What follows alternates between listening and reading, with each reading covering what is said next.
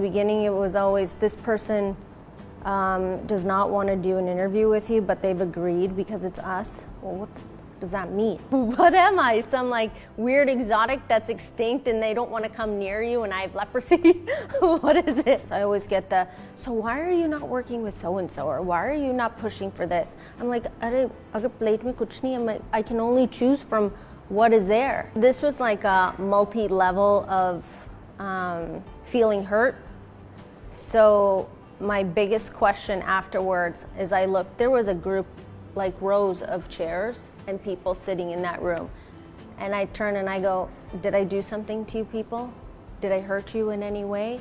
Did you not think it was okay to come stop this? Because I wasn't gonna get up. It's like double the amount of people in this room sitting and watching. My father was sick for a very long time, and I knew it was the beginning of the end because you can see them deteriorating over weeks and months, and there's nothing you can do. There's nothing that prepares you for all of a sudden, and there's nothing that prepares you for a slow death. We did IVF, and they didn't turn into a baby, so that's really heartbreaking, and you feel like a failure, and you feel so low and so upset about it. And in that time, we also said, we went right here in Andheri is a place called St. Catherine's. It's a place for young girls.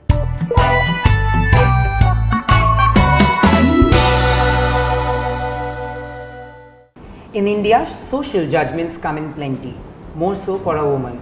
It can either make you bitter or better.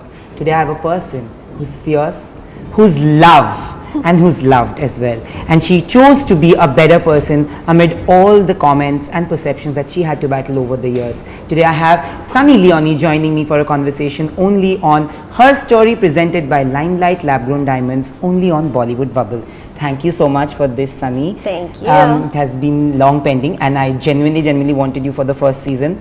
And you have such an amazing story to share. And her story can never be complete without having you. And I have been a little part of that. Like, I've known you a little bit to know.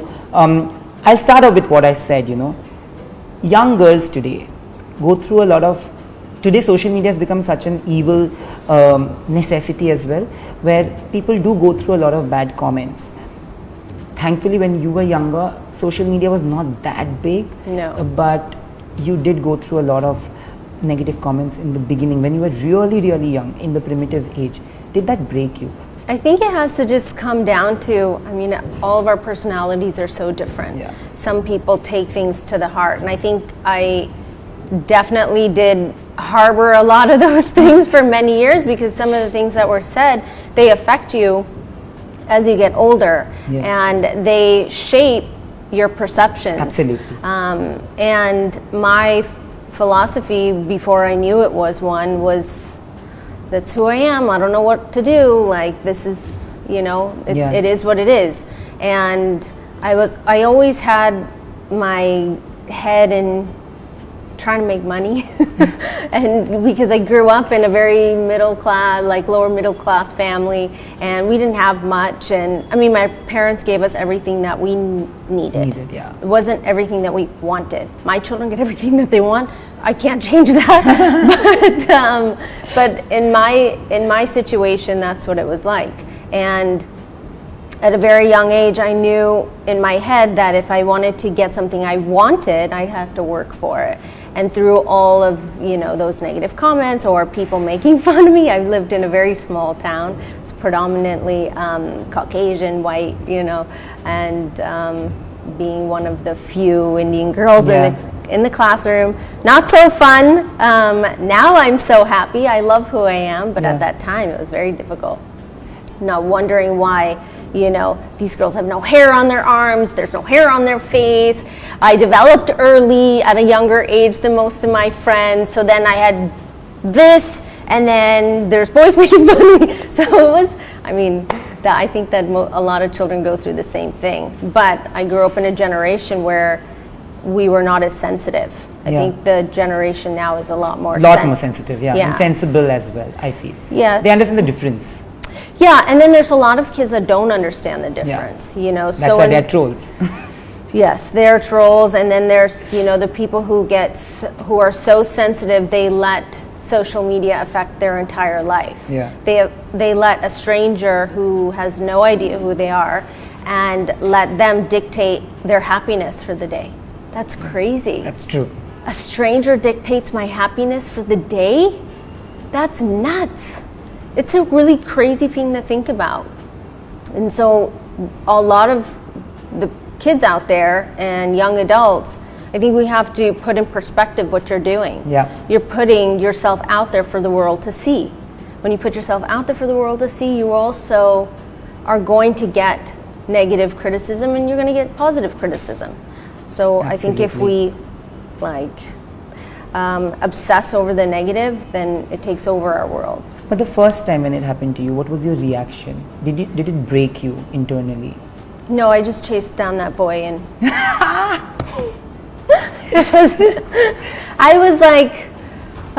was a tomboy growing up, so I didn't play with Barbie dolls, or I did more like boyish things than I did girly things. Now I do more girly things, but at that time it was a child.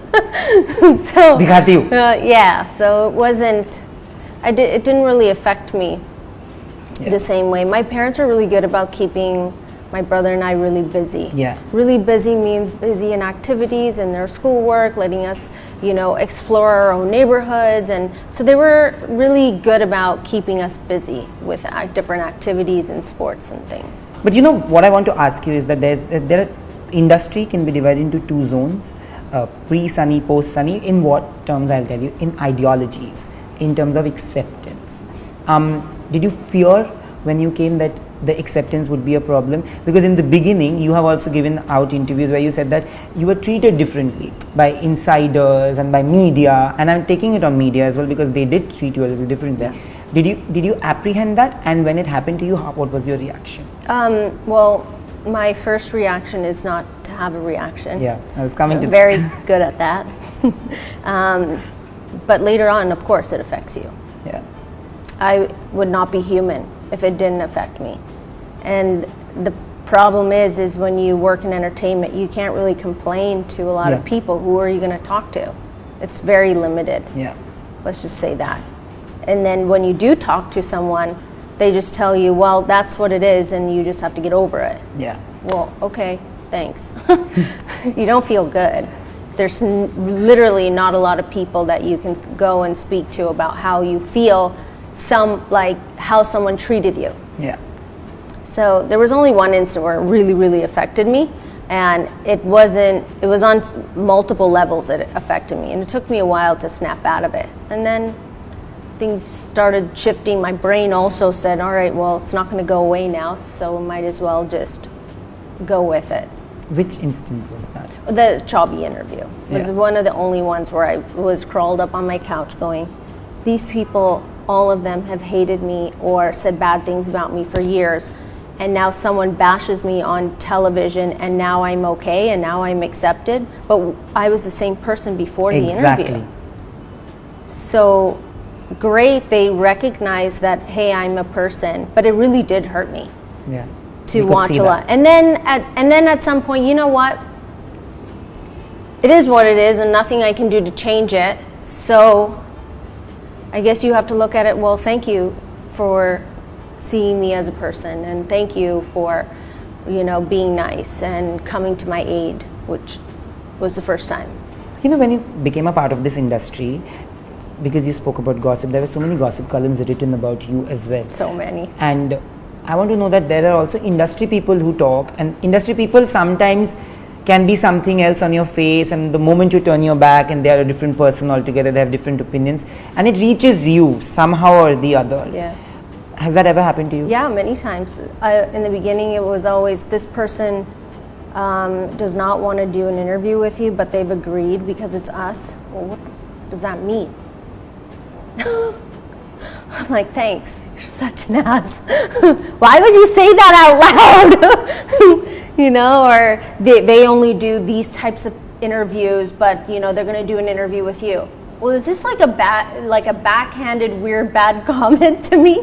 What am I? Some like weird exotic that's extinct and they don't want to come near you and I have leprosy? What is it?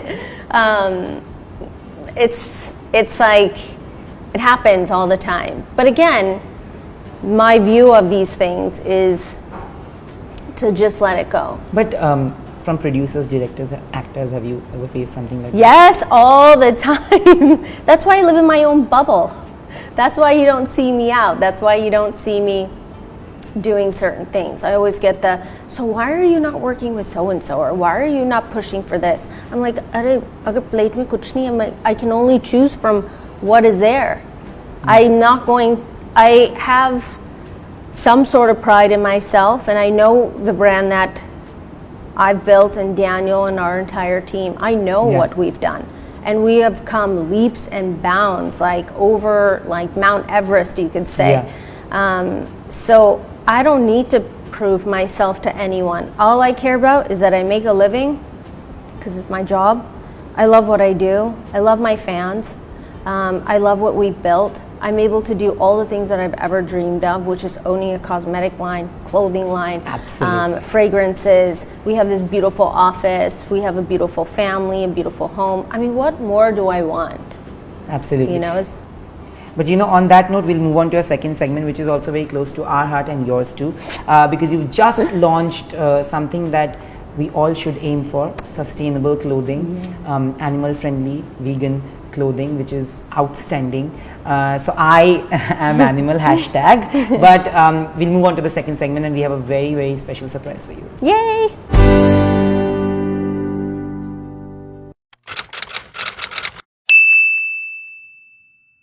So we are back with Sunny Leone for our second segment, which is called I Am She.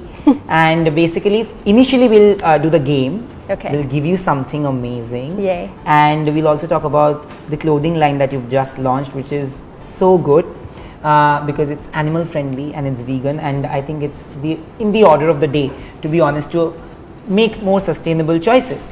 So Sunny, there are 7 questions about influential women, Indian women from the country, and some guess who's, some like normal GK questions. You have to get 5 of them correct. Oh my god. And by the way, I'm really bad at this. And we give you like an amazing gift. Okay. Okay?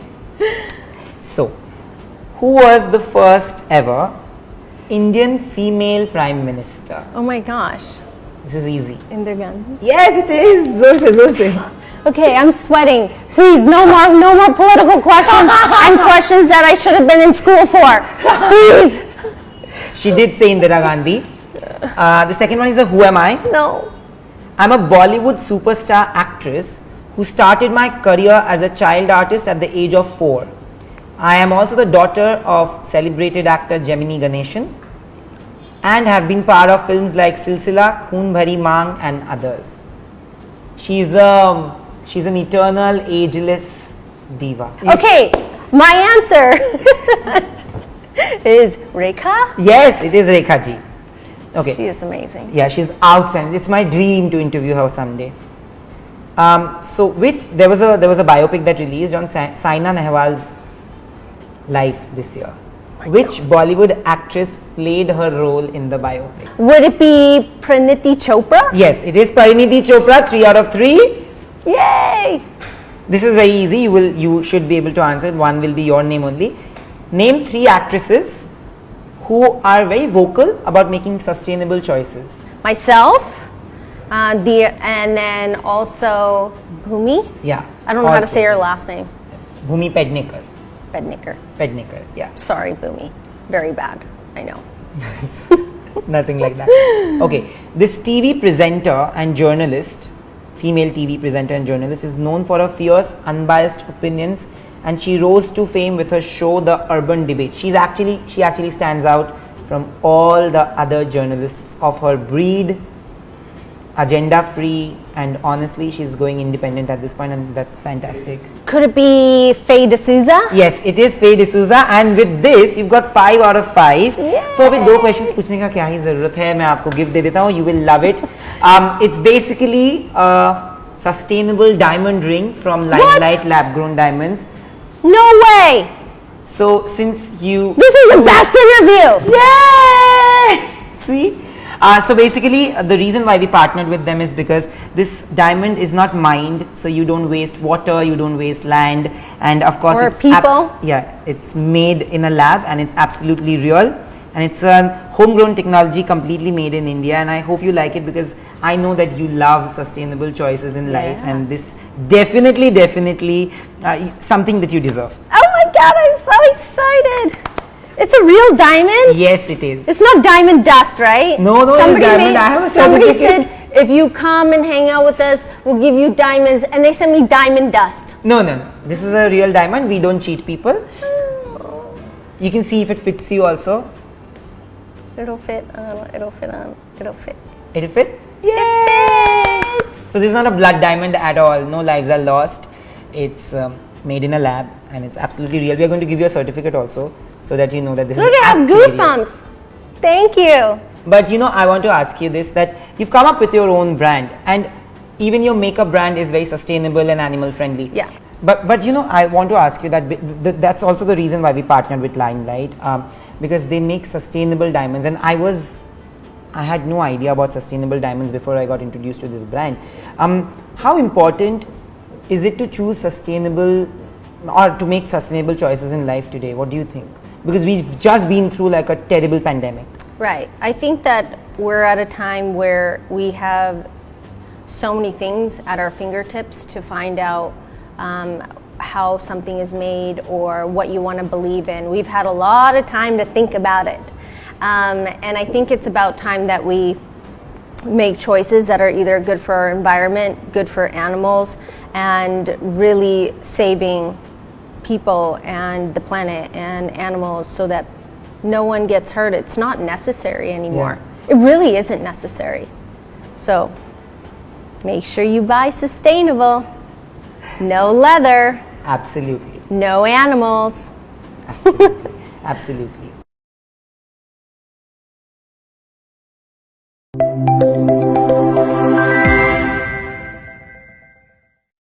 When you talk about acceptance, I remember the interview that you're talking about, and as a viewer, I felt like punching that person. How did you sit through that interview? What kind of patience does it take for a person to sit through such a nasty 20 minutes? So like I said, this was like a multi-level of feeling hurt. So my biggest question afterwards is I looked, there was a group, like rows of chairs and people sitting in that room. And I turn and I go, did I do something to you people? Did I hurt you in any way? Did you not think it was okay to come stop this? Because I wasn't going to get up. It's like double the amount of people in this room sitting and watching. Now imagine you've worked with these people for many years. You know them on multiple levels or personal level, whatever it is. And not one person thought, hey guys, this is not right. Let's stop it. Not one. So that's what I meant, like multi-levels of feeling hurt. And then afterwards, I even asked, I go, did I do something to you? What did I do? And no one helped. So I have the personality where I'm not going to just lay down and get up and walk away. So the questions that he asked, let's be honest, are questions that I've been asked many times. It's how the questions were asked. It was in the way that it was asked, and also answering the questions like by yourself or not letting me finish. So I think that he came in with one perspective, left with that same perspective, and has no respect for me. I don't think he has respect for women, I'm being honest. I don't know. Because, I've not seen any of his other interviews. Because that interview stems from a very deep-rooted conditioning of moth-eaten moralities, and it's sad. Yeah. It is a big blot on journalism, and you can't call it journalism to make somebody sit. वो ज़माना गया जहाँ पे ना वो political leaders को बिठा के ऐसे grill करते थे. It's nothing. It's not of national security that you ask pointed questions, but in the right way, just like you said. What happened was that when we watched the interview, we also felt the same thing, Yeah. that was one part of the interview. Like you are clarifying it today, because you have always been a very guarded person. You don't speak out on your side of the story. What happened is a lot of people did feel that like they didn't stop the interview, so maybe it was planned and everything, but we knew the way you were sitting. I was doing this. Yeah, exactly. Like, and it was hurtful to be on that chair at that. What were the thoughts that went behind your mind? Like, while one of the things also, you asked me earlier, and this was one of the things that was said, is this is a big time journalist, and he doesn't usually do interviews like this, but he's agreed to talk to you. There was the one thing, and this was also still in the beginning, like I wouldn't say like beginning, but let's say in the first 3-4 years of being here. So I don't know. I'm not watching the news. I don't watch the news. I don't. So they told me who it was. We're doing 50 interviews that day. All right, great, whatever. I'm talking about this movie, Masti Zadeh, out of all of them. It's not like some serious film. It's a sex comedy. So it's not like, we're talking about a national award-winning film or something. It's a comedy film based on adult things and talk. So I was like, okay, whatever. It's another interview. And everybody has the same questions. So I didn't think anything of it. I just thought, okay, well, I should observe respect if he's somebody who's high up on the totem pole, and you should always respect your elders. That's what was going through my head. So I sat there, and I wanted it to end, and I almost got out of it once. Almost. It was so close. But then he said, no, sit down. I was like, okay. The industry perception did change. At least, like you said, of that course. it took an interview, it's sad. But at the same time, I remember this. I don't know if I've told you this previously, but your movie was coming and Sonam's Neerja was coming right after, and we had all gone to her office the day the interview came out, the next day actually. She spoke to us and she said that she literally cried watching that interview, and her mother also was very emotional about it. And then Amir Khan has gone, because he took Amir Khan's name, that Amir Khan doesn't want to work with you. And Amir Khan has gone on another show and said that I have never said that I want to work with, and you've eventually worked with Shah Rukh Khan.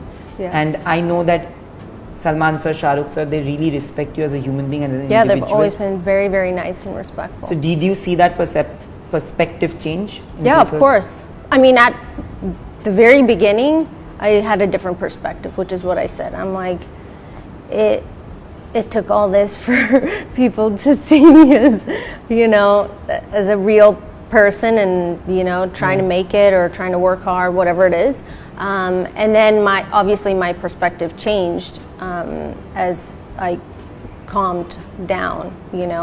It took a little while, and then I'm thankful that everybody who spoke up or everybody who said everything that was so nice in my favor, I was so thankful, because I knew it was wrong. And the best line that he gave me was, because I called and said, listen, I'm a guest in this country.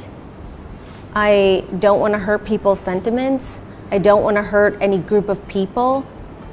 Please, can I send somebody to your office just to hear it? Yeah, I was going to come to that. And then, just tell me that, no, Sunny, it's okay. And he said, well, once the interview comes out, you can send somebody to the office and they can transcribe the whole interview for you, and we'll send it to you. And I was like, what kind of answer is that? Still being so rude. Still, I personally spoke to him after. So it wasn't that his intentions were in the right place, or let's just say he was just doing his job. Yeah. Right? Like you said, one perception, one personality here, one here. No, but it's the same person. Yeah. And the best thing is the next few days, the entire country and media circle had transcribed it for me. This was awesome. I mean, that felt good. Yeah. Because I was like, take that. Sad. But I want to ask you that you had left the country after that. Was it also because I think it was in the plan already. emotional- I definitely was. And I switched off my social media. I think my social media was on autopilot with our team. I didn't want anything. I didn't want to look at it. I didn't look at my phone. I didn't want to read anything. And that was it. And I would get an update, and then Daniel was really understanding, and he understood that I was in like not a great place mentally. So he let it be. And then after like a week or so, I think it was like a few weeks, like, okay, I'm in Los Angeles, I'm with my friends, like my really close friends there, and this place makes me happy, and I'm away from everything, so it helped. But you know, Sunny, one role that you have amazingly played and you continue to play is that of being a mother. And I know of people who've come and told me whose kids are in the same school, were in the same school because pandemic se pehle, and they tell me that you go and drop them off every morning, you pick them up every after their school, and I know that everything that is scheduled, even this interview is scheduled according to their schedule. Usually you don't see actors do that. They have a nanny or something or whatever, but you've always chosen to do that yourself. Is it because you want to be a part of every milestone in their life? Also, I believe it's there's that, of course, and there's also the fact that I'm not a young parent. I'm not someone in my early 20s trying to figure life out still, and you know, things happen, and it's great. Having a child young is amazing because your body just bounces back so fast. I did not have my children, but I really, really wanted children, and so did my husband. So we want to see them, and every little tiny issue. I think we have more separation anxiety than the children do. The children are totally fine. They don't want to be around us 24 hours. And now that they're a little bit older, they definitely enjoy their time with their friends and all these different things. But like you saw, we built them their own space next door. So we're so close to them because again, we have separation anxiety. But they also have their own space where they can be free and safe from everything that's going on outside. But they're good children. Really good children. Yeah, that is true. I just met them. I just want to ask you this because you just said that you're not a young mother, but it's always difficult to deal with the loss of a parent, you know. Yeah. And you lost your parents in quick succession. I think in a matter of 2 years, and it was a difficult time. How did you deal with that? What went through your mind? Well, they're not here, so I don't have that anxiety anymore. But I do have a mother-in-law that's still alive, so she's really important to us. We lost Daniel's father, and before the pandemic started. So, I mean, of course, you know, you want your parents to live forever, but there's things that are out of our control, which is life and death. Yeah. You know, so I don't know. It's not something that you can prepare for. No matter how much you want to, you cannot. And even if they're sick for a long time, like my father was sick for a very long time, and I knew it was the beginning of the end because you can see them deteriorating over weeks and months, and there's nothing you can do. There's nothing that prepares you for all of a sudden, and there's nothing that prepares you for a slow death. It's like impossible. And I think as parents, all we can do is be the best version of ourselves and be healthy, and not at least do the basics of keeping ourselves healthy. So, you know, but you chose adoption, which is something, which is a topic that not many people discuss. And today there are films being made on adoption and stuff. It is very difficult to adopt because I have been wanting to do that, and I know it's very, very difficult. So, what was the entire process? How long did it take you, and why did you choose? So your first child was adopted, and I just met her, and she's one of the happiest kids. I know. Which is touchwood. She's so cute. So we were going through the process of surrogacy. And in this process of surrogacy, that takes a long time. It took about, I think, a year and a half from start to finish. Yeah. And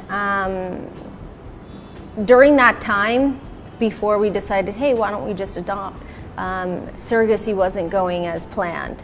So we had 6 eggs, 4 girls and 2 boys. In America, you know the gender. Yeah. And you can do like genetic testing, all that kind of stuff. That's in the US, not here. So the girls were, they were, we did IVF and they didn't turn into a baby. So that's really heartbreaking, and you feel like a failure, and you feel so low and so upset about it. And in that time, we also said, we went right here in Andheri is a place called St. Catherine's. It's a place for young girls. And we went there and we were seeing all these little babies, and I said, why can't we just adopt a baby? What is the difference? She's still ours. We're not connected genetically, but we will be connected through our heart. So that process started. Because that other process was not working, this process it's a what if as well. So it takes a little bit of time, a lot of paperwork, a lot of due diligence. And then we found out we were having twin boys and a little girl all in the same week. You know, we call that God's plan. So we had 3 in a very, very short time. But it was the best, because she's the best sister to her brothers and Absolutely. best little girl. But Very thank smart. you, because you know, like I started off saying that you've donned several hats and you continue to do that with extreme amount of dignity and poise, which is what you require, and more than that, with extreme amount of kindness, which is a rarity in today's times. And I hope that the kindness that you exude spread to everybody around you. Oh, I hope so. And everybody just learns to accept each other the way they are, rather than asking them to change their ways of being. Thank you. Her story wouldn't have been complete without you. Thank you. And I always say this, that if she can, you can too. That's true. Thank you so much. It was lovely. Hi, I'm Sunny Leone, and you're watching me on Bollywood Bubble, Her Story.